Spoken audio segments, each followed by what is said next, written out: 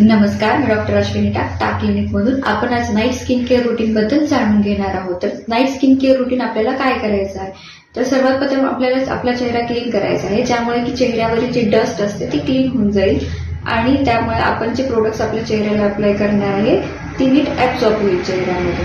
आणि आपल्या स्किनला आपण क्लीन केल्यामुळे रात्रीचा आपला चेहरा स्किनला रिकवर होण्यासाठी टाईम लागतो. त्याच्या स्टेप्स काय आहेत, त्यामध्ये सर्वात प्रथम येतं की क्लिन्झिंग. आपल्याला कोणत्याही माइल्ड क्लिन्झरने आपला चेहरा क्लीन करायचा आहे.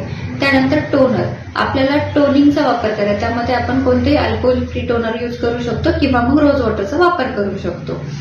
त्यानंतर येतं मॉइश्चरायझर.